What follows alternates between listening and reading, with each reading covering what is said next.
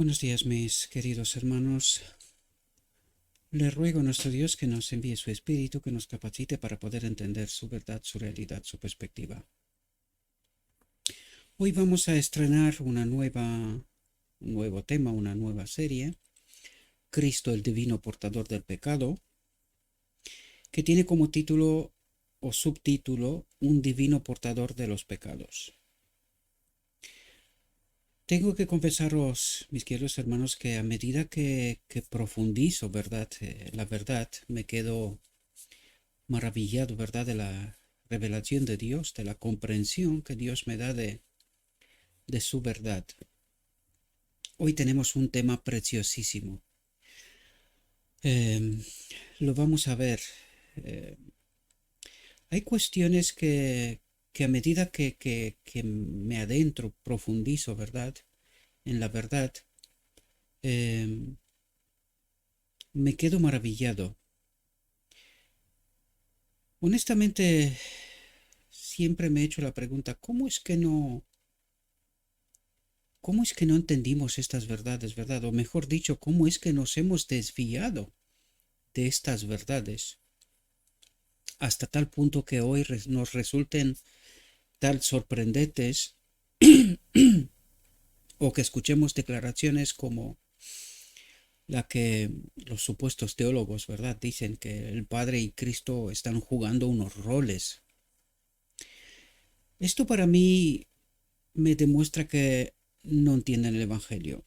Y no lo digo con ánimo de vanagloriarme, ni mucho menos porque no tengo ningún mérito. Es Cristo el que se nos revela, ¿verdad? A cada uno a medida que nos adentramos y profundizamos en la palabra de Dios. Pero cuando no entendemos la ley del gobierno de Dios y cómo se manifiesta, llegamos a unas horrorosas conclusiones, ¿verdad? Como las que estamos hoy.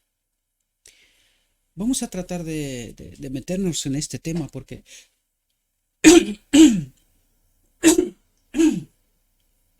es un tema que no es muy extenso como texto, pero sin embargo tiene una profundidad tremendísima, tremenda, tal como la vamos a ver a continuación. Por lo tanto, un divino portador de los pecados. Y vamos a meternos dentro del texto, veamos qué es lo que nos trata de decir nuestro Dios. Dice, Adán cayó por su desobediencia. Había sido quebrantada la ley de Dios. Y aquí deberíamos de hacernos una pregunta clave y fundamental. ¿Qué ley quebrantó Adán? ¿A qué ley fue desobediente Adán, verdad? Ya que sabemos que los 10 principios, los 10 mandamientos, para que podamos entender así, el espejo nos fue mandado en Sinaí, le fue entregado a Adán después de pecado una vez fuera del Edén, ¿verdad? De modo verbal.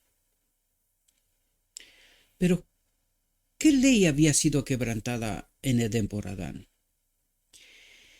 Y esta es la clave que nosotros no entendimos, y al no comprender quién es la ley y cómo se manifiesta, al no entender qué es lo que rechazó, reclamó el enemigo en el cielo, diciendo que el Espíritu de Dios en nosotros no es bueno, ¿verdad? Lo que trataba de decir que la ley del gobierno de Dios no es buena, ¿verdad? A través de esta declaración, nosotros deberíamos de entender qué ley había sido quebrantada en Edén por Adán. Cuando entiendes este principio, que la ley de Dios es su espíritu en todo ser creado, lo que nos convierte como templos, ¿verdad? Hemos tratado esto en múltiples ocasiones, ¿verdad? Capítulo en su templo del deseado de todas las gentes, donde nos dice el propósito eterno de Dios, que Él habita en todo ser creado, ¿verdad? Por lo tanto, entendiendo que esta es la ley de Dios, lo que nos falta es entender cómo se manifiesta esta ley de Dios, ¿verdad?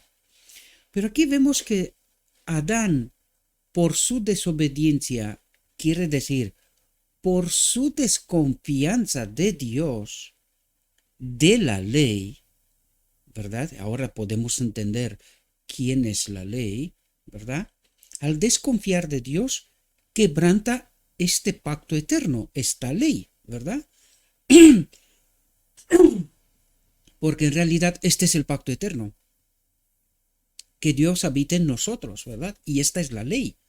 Esto es lo que el Evangelio una y otra vez trata de decirnos, y en esta ocasión no va a ser menos también, ¿verdad?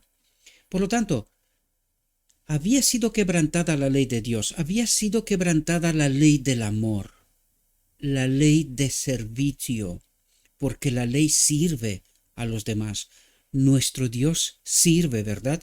No se le sirve. Todo lo que le devolvemos a Dios es en realidad gratitud, adoración por lo que Él es para nosotros, porque ¿quién trabaja para nosotros? ¿Quién trabaja para que todo el entorno creado, ¿verdad? El Edén en el caso de Adán, pero toda la creación de Dios en realidad. ¿Quién trabaja? ¿Quién sostiene para que todo esto esté en una perfecta armonía? Es Dios. ¿Y quién se aprovecha de toda esta obra? Los seres creados. Por lo tanto, ¿qué es lo que le devolvemos a Dios? El amor.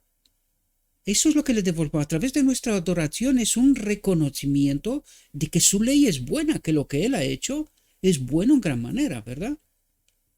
Esta ley ha quebrantado a Adán. Adán, en lugar de ser agradecido por lo que Dios ha hecho por él, ¿verdad? Desconfía de Dios. Cree al enemigo que no había hecho nada para él hasta aquel momento, ¿verdad? Confía en el enemigo y desconfía de Dios. Esta es la ley que quebranta a Adán en Edén, la ley del amor, la ley de gratitud, de servicio, de adorar a Dios por todo lo que Dios ha hecho por nosotros. De esto estamos hablando en el fondo, ¿verdad? Porque fijaos lo que dice, había sido deshonrado el gobierno de Dios. Había sido deshonrado el gobierno de Dios. Con esta acción, ¿qué es lo que trata de decir Adán? Lo mismo que dijo el enemigo en el cielo en realidad, que la ley de Dios no es buena, ¿verdad? Por eso dice, había sido deshonrado el gobierno de Dios. ¿Qué es lo que estaba esperando Dios por parte de Adán? Gratitud, agradecimiento, ¿verdad? ¿Y qué recibe a cambio? Desconfianza. Por eso había sido deshonrado el gobierno de Dios, la ley de Dios. Pero ¿qué significa esta ley para nosotros? Es la ley de vida. Necesitamos entender quién es Dios. Dios es amor, ¿verdad? Por lo tanto, ¿qué es su ley, su espíritu en nosotros? Vida, ¿verdad? Y agradecimiento al mismo tiempo, ¿verdad? Vivir en conformidad con el carácter de Dios. Por lo tanto, cuando dice aquí, había sido deshonrado el gobierno de Dios, esto quiere decir que Adán se separa de la vida. Esto es lo que está ocurriendo en este momento. Adán, al desconfiar de Dios, que es vida para nosotros, su espíritu en nosotros es la fuente de vida, ¿verdad? Ha deshonrado el gobierno de Dios. Había que ser separado, tenía que ser separado de Dios, ¿verdad? De la fuente de vida. Por lo tanto, acto seguido, debería de haber muerto, desaparecido, ¿verdad? Fijaos lo que dice a continuación. Y la justicia, lo correcto, demandaba que se pagara el castigo de la transgresión. ¿Cuál es ese castigo? La muerte. Cuando te separas la fuente de vida, ¿qué tiene que pasar? Morir. Por lo tanto, ¿qué es lo que nos trata de decir aquí?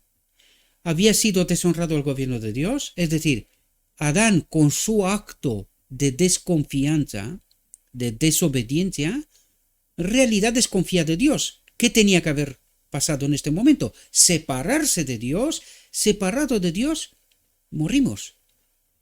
Dejamos de existir, dejamos de vivir, ¿verdad? Y dice, y la justicia, lo correcto, demandaba que se pagara el castigo de la transgresión. Que Adán muera, ¿verdad? Aquí entra en acción Cristo, el Cordero inmolado desde la fundación del mundo. Para salvar a la raza humana de la muerte eterna, el Hijo de Dios,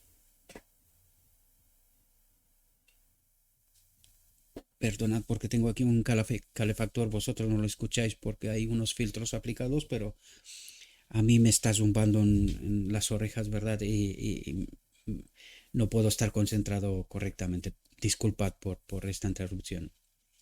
Aquí entra en acción Cristo, el Cordero inmolado desde la fundación del mundo, es decir, antes de que nada existiera.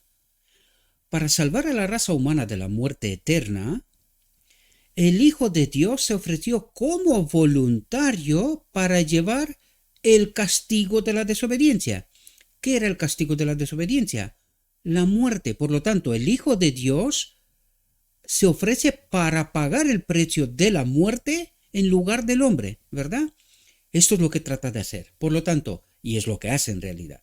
Y fijaos lo que dice. Únicamente mediante la humillación del príncipe del cielo podía eliminarse el deshonor, podía satisfacerse la justicia y ser restaurado el hombre a lo que había perdido por la desobediencia. No había otro camino. Por lo tanto, Cristo, uno igual a Dios, se ofrece a rebajarse a la condición del ser humano, que es lo que nos tratará de explicar a continuación. Por lo tanto, este uno igual a Dios dejará de ser uno igual a Dios, se convierte en un uno igual al hombre. De este modo paga el precio de la transgresión, la muerte. En lugar de morir Adán, muere Cristo.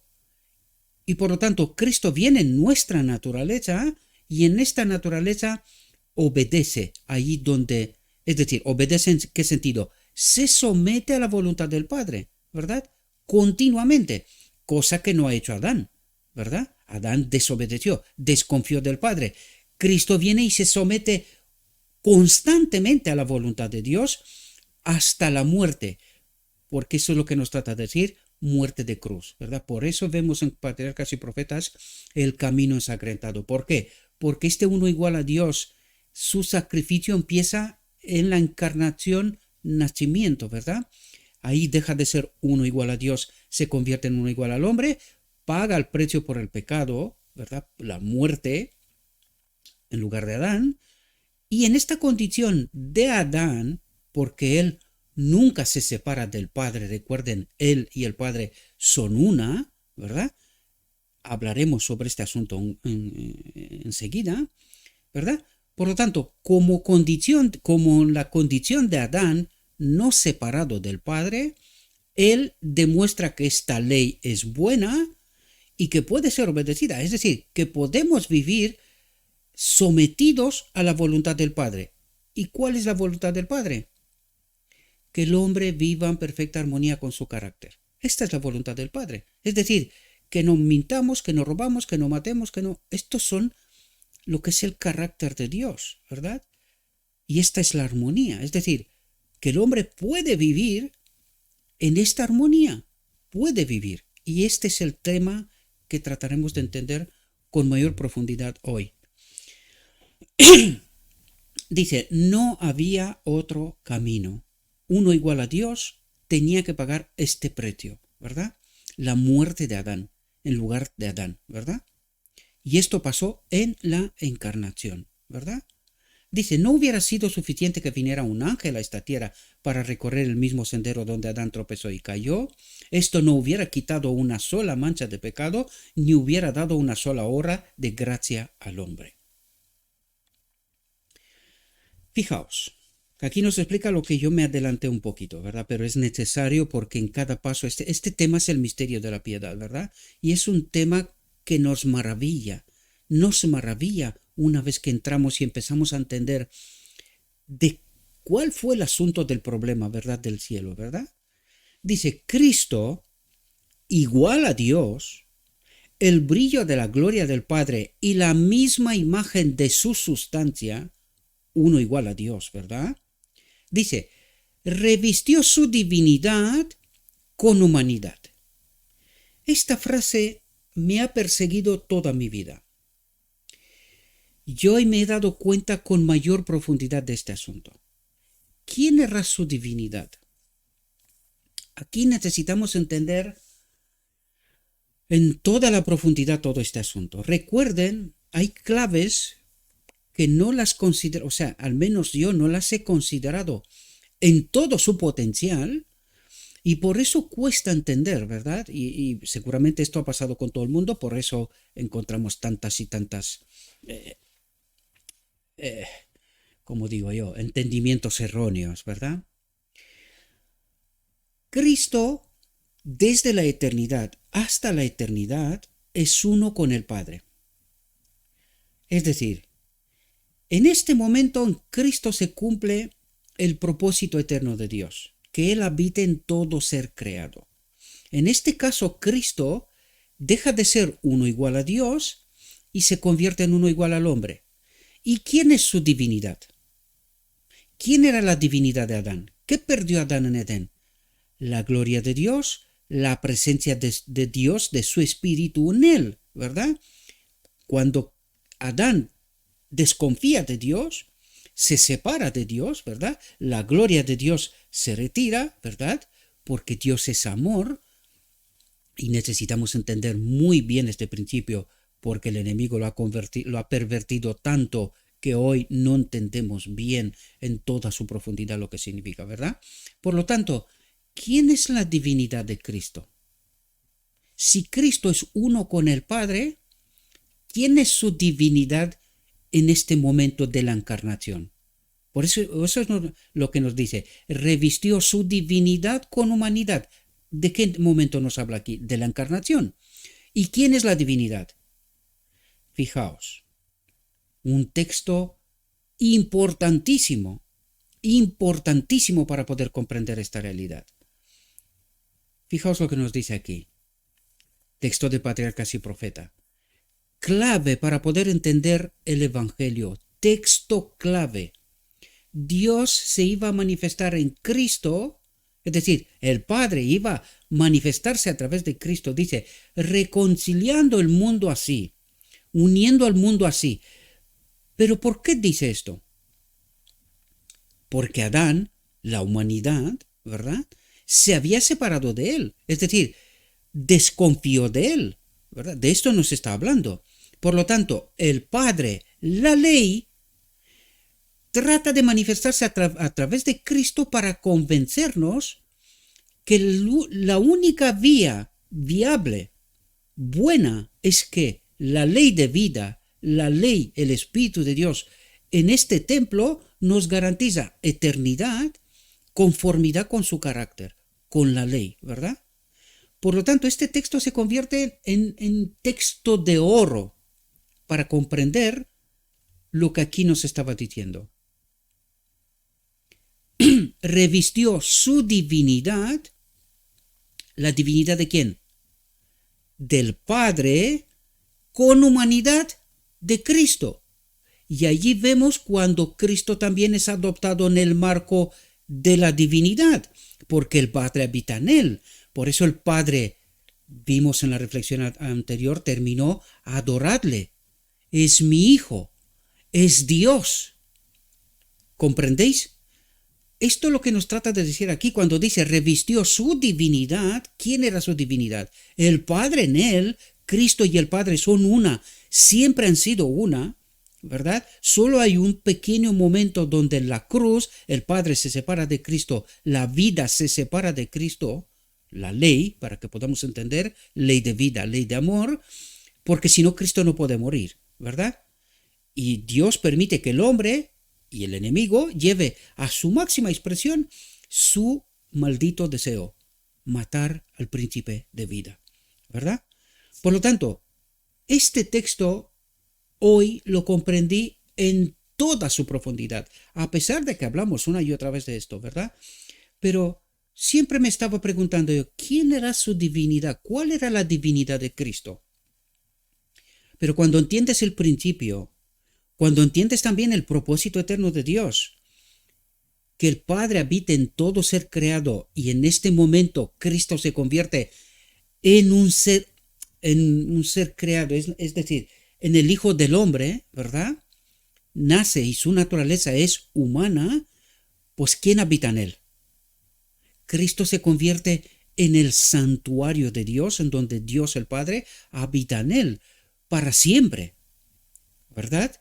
Cristo y el Padre son una. Por eso este plan hecho por el Padre y Cristo desde la fundación del mundo es tan maravilloso a medida que te adentras dentro y empiezas a comprender esta profundidad, te quedas maravillado, ¿verdad? De todos los detalles que Dios ha previsto para que el hombre pueda ser salvo y el precio real que fue pagado, ¿verdad? Por esto. Por lo tanto, aquí entendemos, revistió su divinidad el Padre en Cristo, ¿verdad? Revistió su divinidad con humanidad. Por lo tanto, aquí podemos ver al Padre y a Cristo una. De esto nos está hablando. Esto es lo que el texto anterior nos dijo, ¿verdad? El Dios se iba a manifestar en Cristo reconciliando el mundo consigo mismo, ¿verdad? Y dice, y vino a esta tierra a sufrir y morir por los pecadores.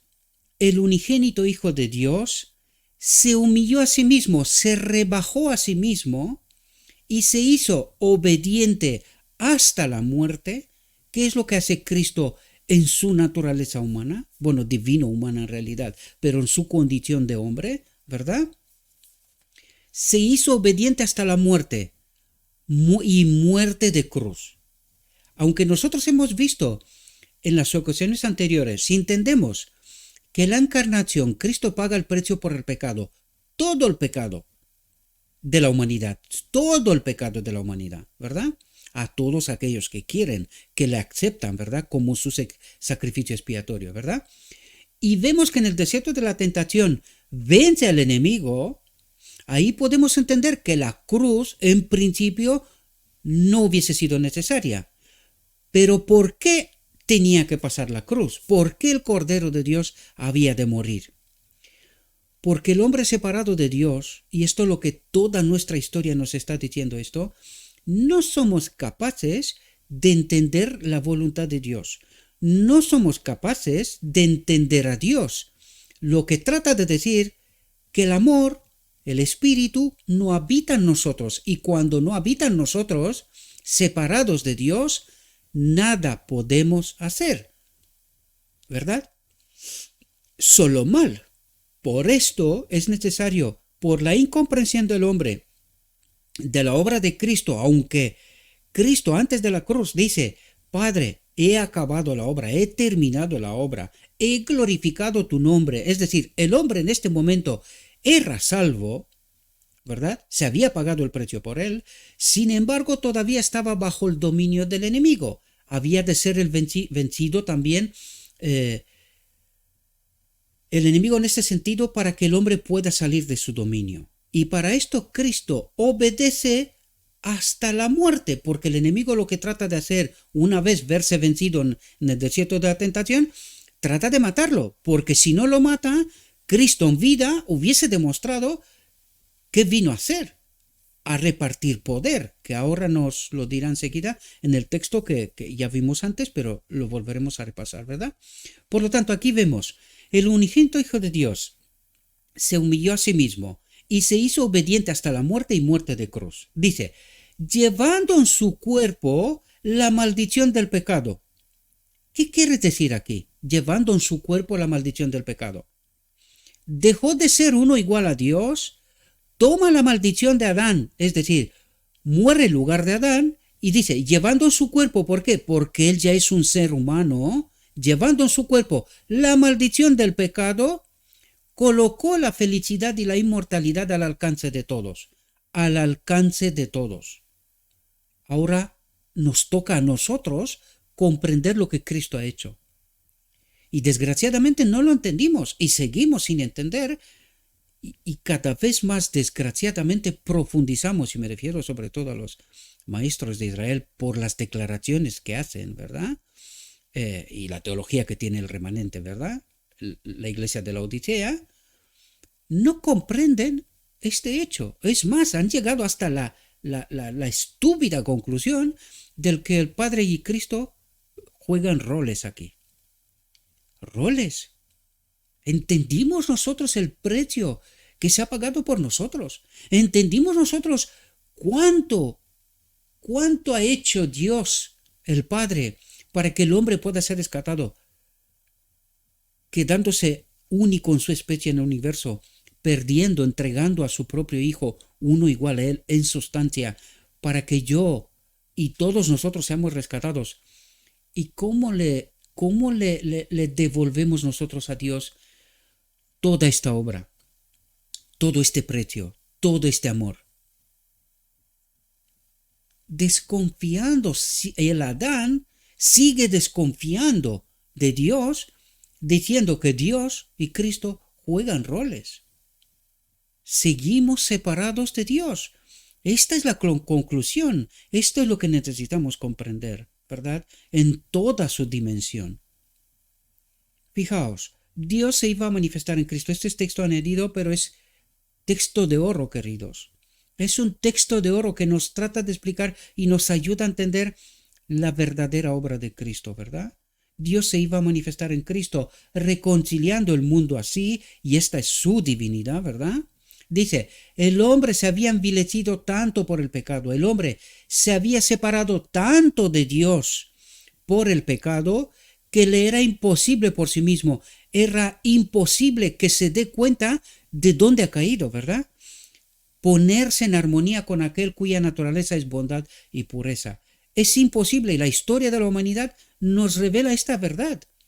Vino Cristo, pagó el precio por nosotros, y nuestra respuesta fue matarlo, ¿verdad? Inspirados por este otro espíritu y no comprender la obra de Cristo, desgraciadamente hasta hoy, al final del tiempo. Pero después de haber redimido al mundo de la condenación de la ley, ¿cómo redime al mundo? Es decir, paga el precio por el pecado, demuestra que la ley es buena, que puede ser obedecida, ¿verdad? Cristo podría impartir poder divino al esfuerzo humano. ¿Y qué es lo que hace Cristo? Nos pone a nuestra disposición su espíritu, ¿verdad? Para que con la ayuda de su espíritu podamos ser vencedores. Es decir, en este caminar hasta la boda del Cordero, cuando el Espíritu de Dios será en nosotros, ahora es una ayuda, ¿verdad? El Espíritu de Dios es una ayuda. ¿Y por qué es una ayuda? ¿Qué es lo que quiere ver Dios?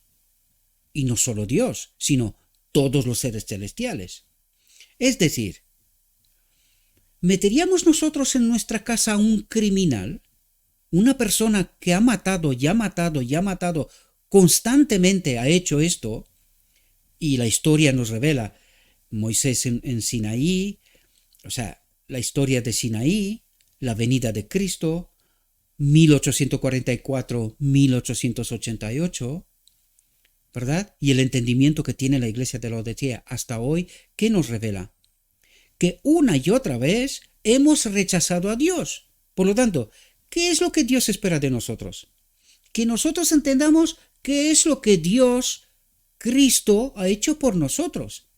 Una vez entendiendo esto, tratar de vivir en armonía con el carácter de Dios. Es decir, lo que el cielo quiere ver es arrepentimiento profundo, de verdad. Esto es lo que necesita. ¿Metería yo un criminal que ha estado en la cárcel casi buena parte de su vida, ¿verdad? Pero una vez pagado el precio sale en libertad. ¿Lo metería yo en mi casa? ¿Tengo esta confianza? Y para tener esta confianza, ¿qué es lo que necesito saber? Si está arrepentido de lo que he hecho, ¿verdad? Si su vida ha cambiado de verdad. Pues esto es lo que quiere ver el Padre y esto es lo que quiere ver el cielo. Esto es lo que espera de nosotros. Para que podamos acudir a la boda del Cordero y se nos dé la confianza suprema. De nuevo, en esta ocasión, Adán cuando fue creado no pudo elegir si quiere vivir o no quiere vivir en las condiciones en las que Dios ha creado el mundo, ¿verdad? Pero en esta ocasión sí podemos elegir. En esta ocasión no podemos decir o desconfiar de Dios, lo mismo como ha hecho el enemigo, lo mismo como hicimos engañados, sí, pero lo hicimos en Edén. En esta ocasión, teniendo toda nuestra historia a nuestro alcance, teniendo la experiencia personal de qué significa estar separado del Espíritu de Dios, ¿verdad? Y como queremos estar con este Espíritu de Dios porque no queremos vivir en estas condiciones, ¿verdad? Pues Dios espera de nosotros estas vidas transformadas, estas vidas arrepentidas y no permanecer separados de Él. ¿Qué nos mantiene separados de Él? El engaño del enemigo al no entender quién es Dios, quién es Cristo, el precio pagado por el pecado y toda la obra de Cristo, y qué es lo que nos toca a nosotros ahora, que es salir del engaño, del dominio del enemigo, ¿verdad? Porque se nos ha dado esta potestad, salir del engaño, del poder del enemigo, del dominio del enemigo, recibir espíritu y vivir vidas arrepentidas, santificadas en la verdad, ¿verdad? Y de este modo acudimos a la boda del Cordero, se pone su espíritu en nosotros, en este templo, y a partir de aquel momento viviremos como Cristo vivió toda la eternidad, en obediencia, en sumisión, en confianza, en amor con el Padre, que es la fuente de vida, ¿verdad?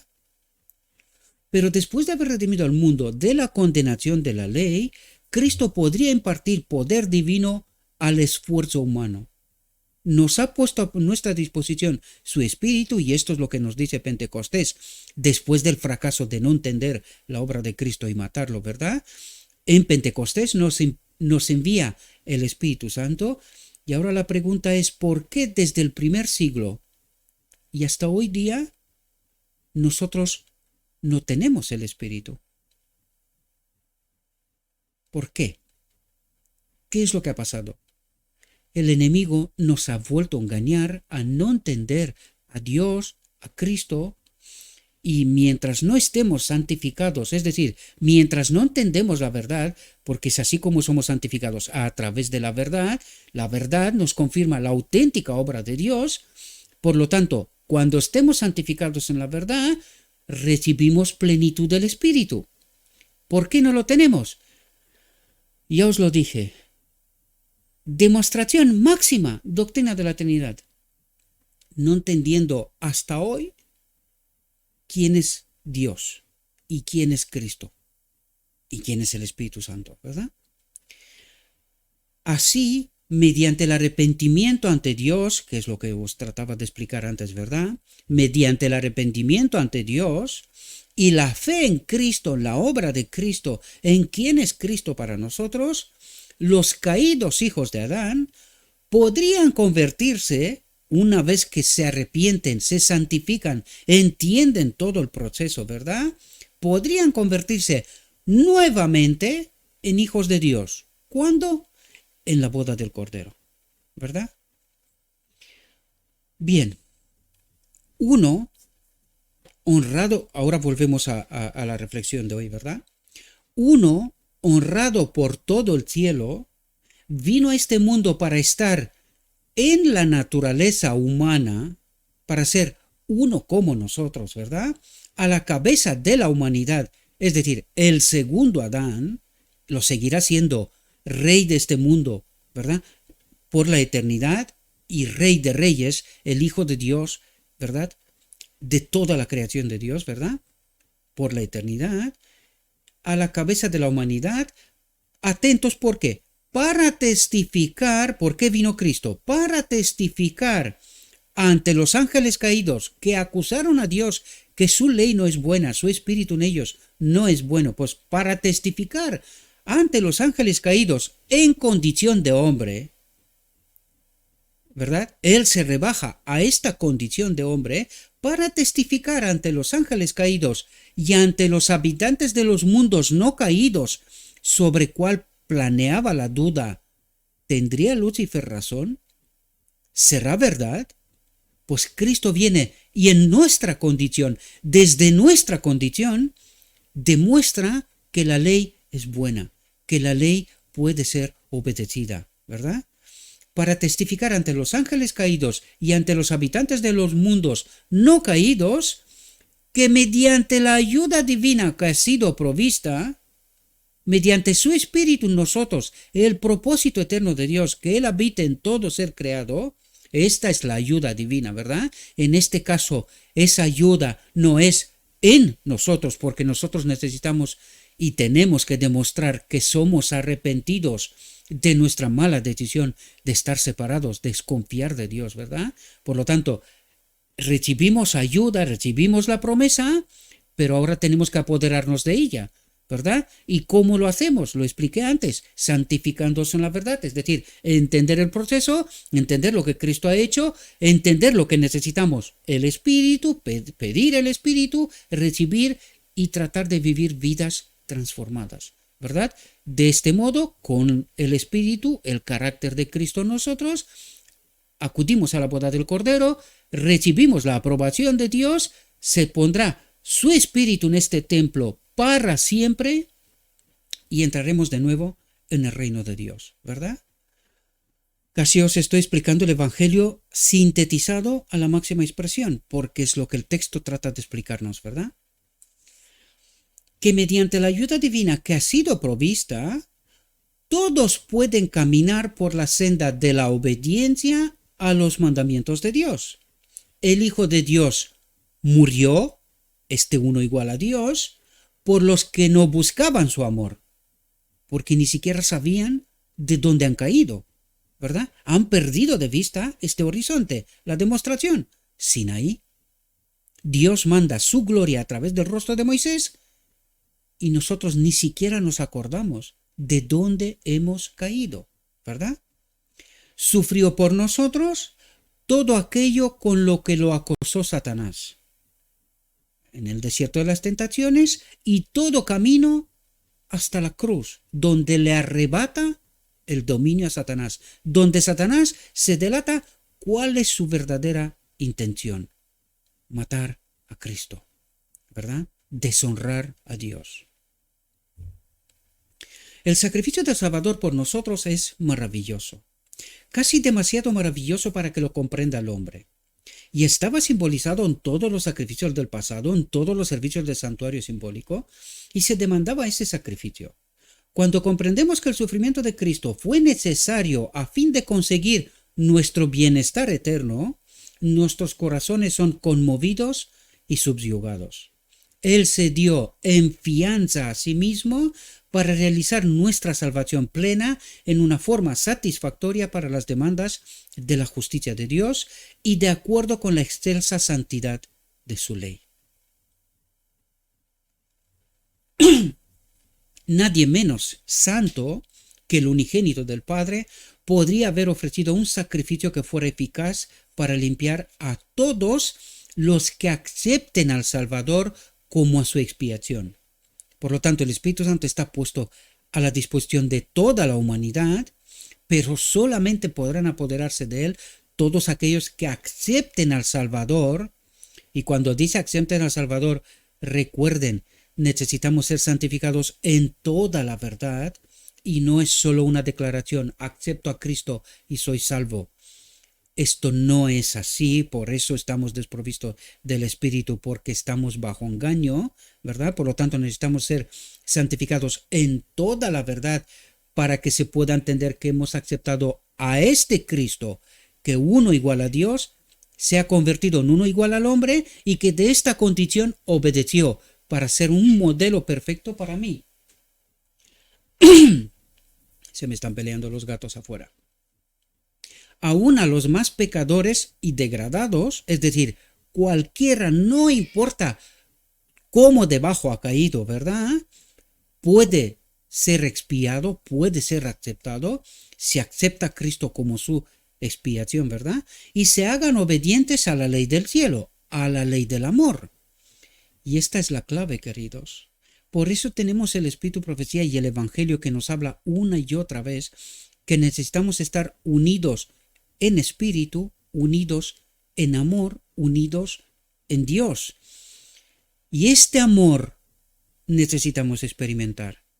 Mientras estamos peleando en medio de la iglesia por quién está ocupando posiciones, mientras estamos cerrando ventanas y puertas para que no entre algún otro entendimiento más que algunos tratan de imponer, ¿verdad?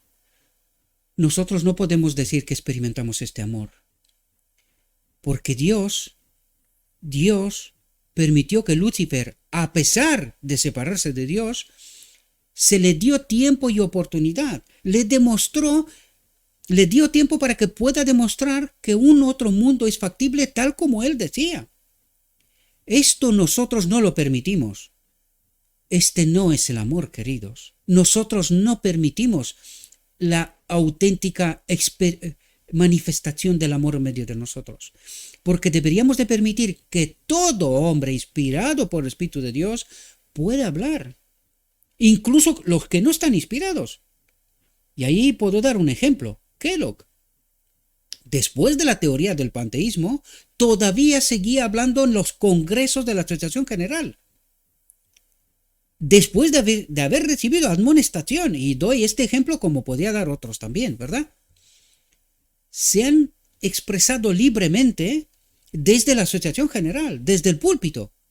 Nosotros hoy, inspirados por el enemigo, no permitimos esto. Y la pregunta que deberíamos de hacernos es, ¿por qué?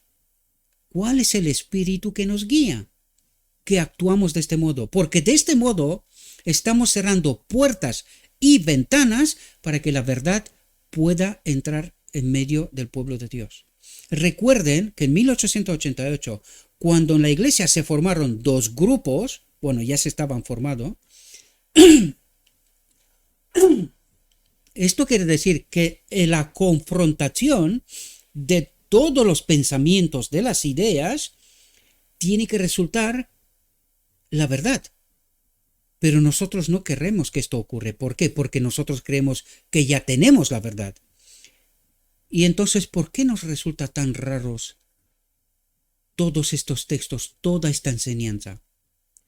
Y damos por hecho, y esto es lo que se demuestra una y otra vez, por eso yo os digo que veo el rechazo, en términos generales lo digo, ¿verdad?, de estos mensajes. ¿Por qué? Porque son un disparate frente a la teología de la Iglesia. Y la pregunta es, ¿cuál es la verdad que la Iglesia cree tener?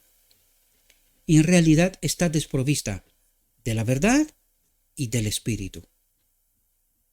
Esto necesitaríamos entender, pero desgraciadamente, bajo el engaño de este espíritu maligno, rechazamos la verdad, la auténtica verdad, y creemos tenerla. Y esta es la misma experiencia de los judíos, de la cual no aprendimos casi nada. Desgraciadamente, ¿verdad? Y se hagan obedientes a la ley del cielo, a la ley del amor, ¿verdad? Nada menos que eso podía haber restaurado al hombre al favor de Dios. Nada menos que eso podía haber restaurado al hombre al favor de Dios. Por lo tanto, cuando no aceptamos a Cristo y cuando no somos obedientes a la ley del amor, a la ley del cielo, ley de servicio y no de imposición, de superioridad, ¿verdad? Nada menos que eso podía haber restaurado al hombre al favor de Dios. Si no entramos en el reino de Dios, es porque no conocimos al verdadero Cristo. No lo experimentamos, ¿verdad? Esta es la profunda realidad, ¿verdad?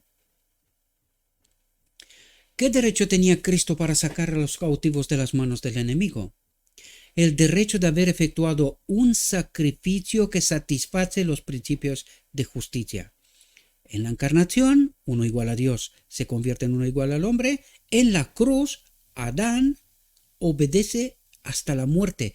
En esta ocasión, no desconfía de Dios, sino que confía en Dios hasta la muerte. Esto es lo que hace el segundo Adán, ¿verdad? Por los cuales se gobierna el reino de los cielos, satisface los principios de justicia. ¿Qué principios de justicia? La ley del amor. ¿Y qué hace el amor? Se somete. ¿Hasta dónde? Hasta la muerte. Por lo tanto, ¿qué es lo que hace Cristo en la cruz? Se somete a la ley del amor. Sirve al hombre hasta la cruz, hasta la muerte, ¿verdad? Por los cuales se gobierna el reino de los cielos, porque es una ley de servicio y no una ley de que se me sirva, ¿verdad? Del egoísmo. vino a esta tierra como el redentor de la raza perdida para vencer al artero enemigo y mediante su firme lealtad a lo correcto, a Dios, al amor, para salvar a todos los que lo acepten como a su Salvador, en la cruz del Calvario pagó el precio de la redención de la raza humana. Murió, se sometió, el segundo Adán, se sometió a la voluntad de Dios hasta la muerte, ¿verdad? Y así ganó el derecho de arrebatar a los cautivos de las garras del gran engañador, quien mediante una mentira fraguada contra el gobierno de Dios ocasionó la caída del hombre y así perdió todo derecho a ser llamado súbdito leal del glorioso y eterno evangelio de Dios. Por lo tanto, aquí nos dice claramente qué pasó en la cruz. En la cruz del Calvario pagó el precio de la redención de la raza humana y así ganó el derecho de arrebatar a los cautivos de las garras del gran engañador. Le quita el dominio al enemigo. Esto es lo que hace, porque en la cruz no paga el precio por el pecado por el hombre, ¿verdad?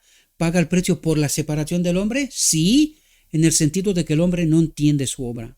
Por esto el hombre, inspirado por el enemigo de Dios, lo mata. Pero esta es la victoria de nuevo sobre el enemigo, de donde gana el derecho de arrebatar a los cautivos de las garras del gran engañador, porque el precio por el pecado se pagó en la encarnación, ¿verdad?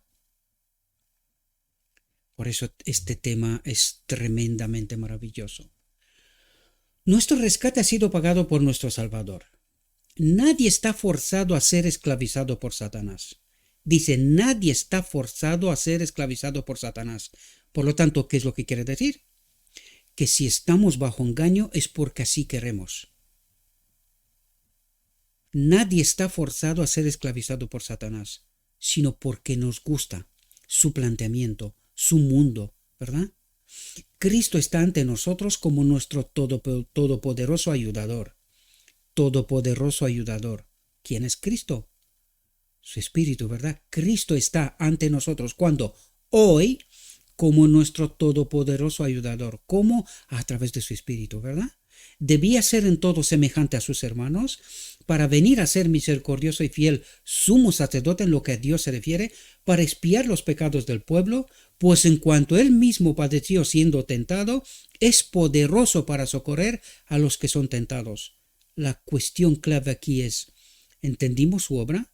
¿Entendimos lo que vino a hacer? ¿Estamos dispuestos a someternos bajo su espíritu, a ese ayudador? Si así es, seremos vencedores.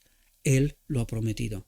Pero si no es así, entonces, desgraciadamente, pereceremos, ¿verdad?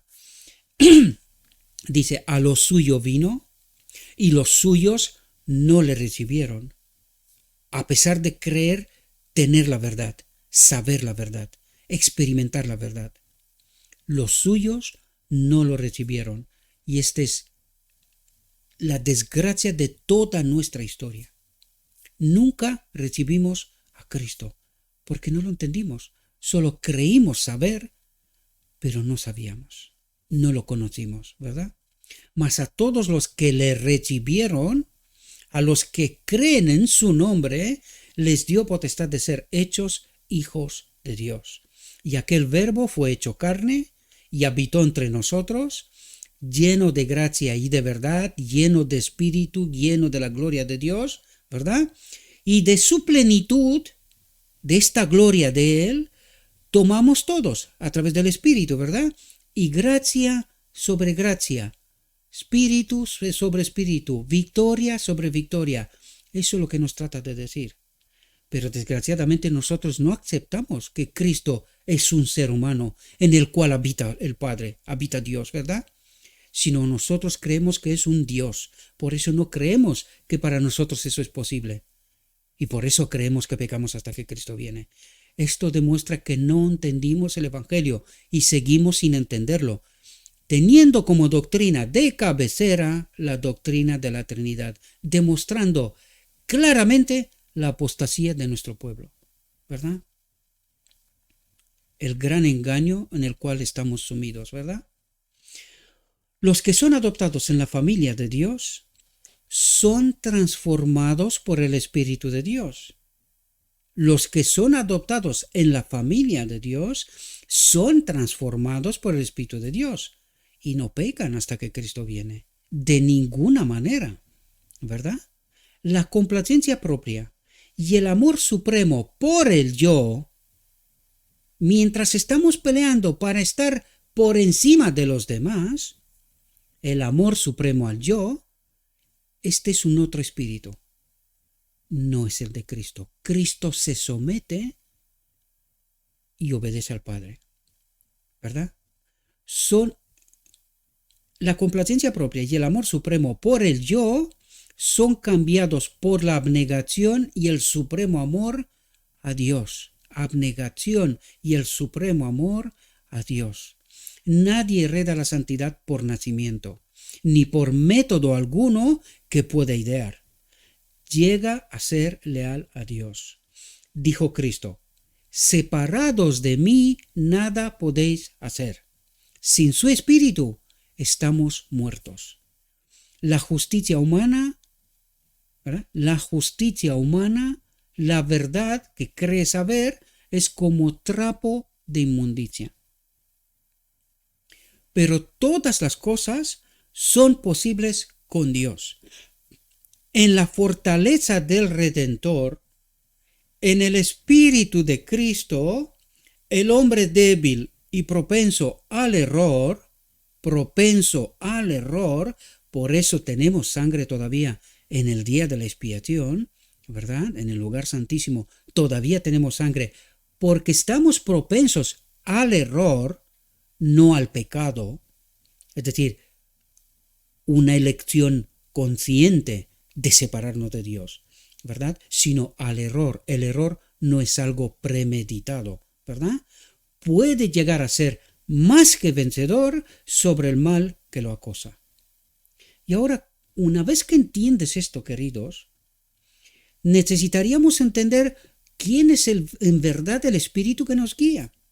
Cuando entendemos este párrafo, deberíamos entender cuál es el Espíritu que guía a este pueblo. De ha llegado a estas conclusiones tan tenebrosas. El Padre y Cristo juegan roles, la doctrina de la Trinidad, no podemos obedecer, pecamos hasta que Cristo viene. ¿De qué espíritu viene todo este engaño? Deberíamos de entender, porque el Espíritu de Dios, pero todas las cosas son posibles con Dios, en la fortaleza del Redentor, en el Espíritu de Cristo, ¿verdad? El hombre débil y propenso al error puede llegar, y allí hay un condicionante, puede llegar a ser más que vencedor sobre el mal que lo acosa. ¿Y por qué no llegamos? Esta es la pregunta a la cual necesitamos respuesta.